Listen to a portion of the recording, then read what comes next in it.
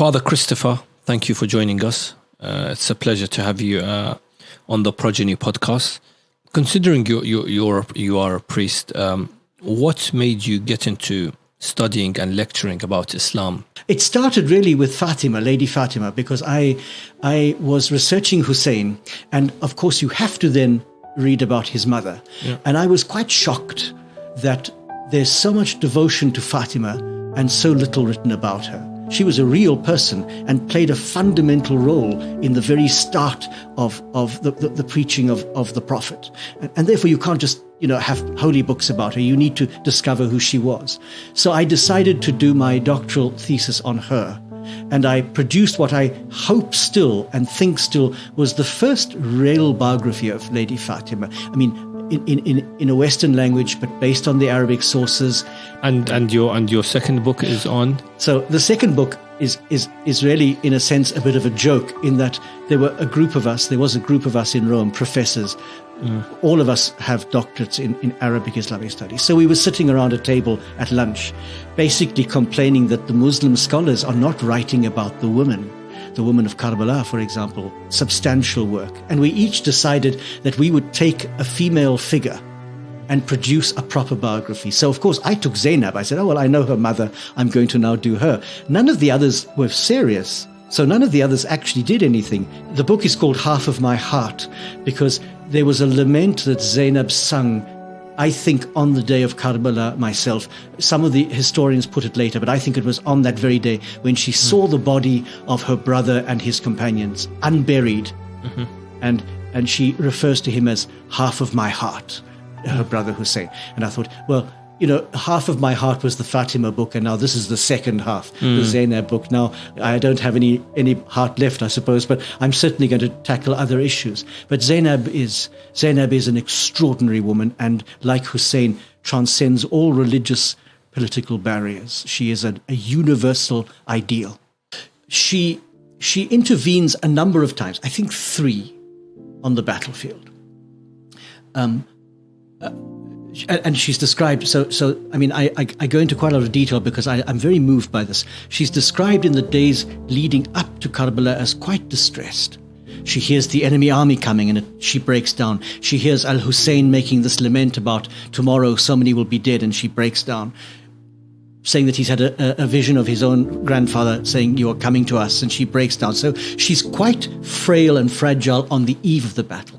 But on the day of the battle, there's a remarkable change, and even the Sunni authors record that she looked like the sun rising as she came out onto the battlefield. And 3 times she walks out of the women's tents right into the middle of the fighting, one to intervene when her nephew is killed. So Ali, the oldest of Hussein's sons, he's killed.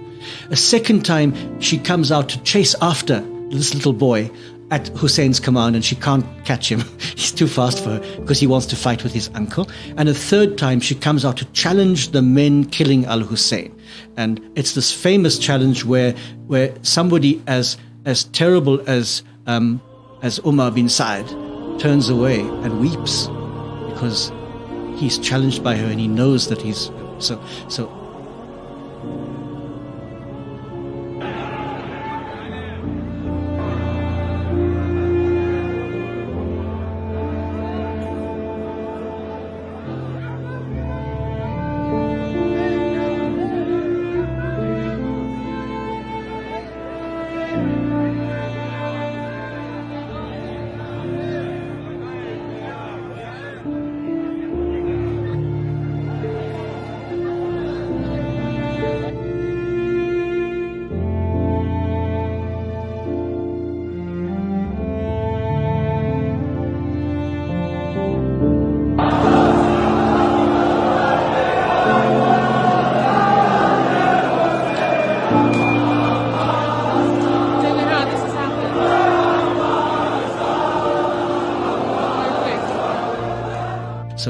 So in that sense, she is of great importance, but even more important after the battle because, and this is where I get into trouble, because she was for a short time the leader of the Ahl Bayt. There's no doubt about that.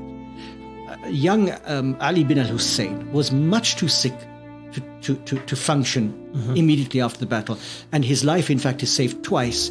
She saves his life later on in the court of where they're before Ziyad, but that's later on.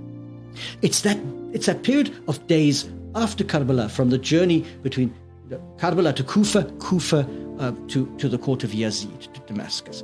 That period, however long it was, and it's difficult to know how long it was, when they were being interrogated and ill-treated, she was the pole around which everything revolved. Absolutely. And there's a particular moment where her nephew, Ali bin al-Hussein, says to her, "Be quiet now, let me speak." And that for me is the moment when he takes his place as imam. He's imam, but when he actually takes his place and takes over leadership of this group. But until then, it is Lady Zainab. And I always defend this by saying, she's not a woman with masculine virtues. Bravery is not a masculine virtue, it's a human virtue. So we don't want to say she was as good as a man. That's a terrible thing for me. She was an extraordinarily powerful woman who betrayed all the great virtues, by betrayed I mean showed forth all the great virtues that are equally right in women as in men. Bravery, courage, the ability to speak with great articulation against injustice. And in a sense, she functioned as the leader of the House of Islam. Now, I mean, of the Ahlul Bayt. So I then said to some scholars, could she be said in a sense to have shared in the imama? So I got in a bit of trouble. Yeah. And I understand. Yeah, because because the imama is something more than that. But she certainly possessed some of the qualities that are crucial to imama. She did. Without being imama, without having the legal power and the jurisprudential power of the imam. She had some of the qualities that are necessary for the imam to function. Of that I'm sure.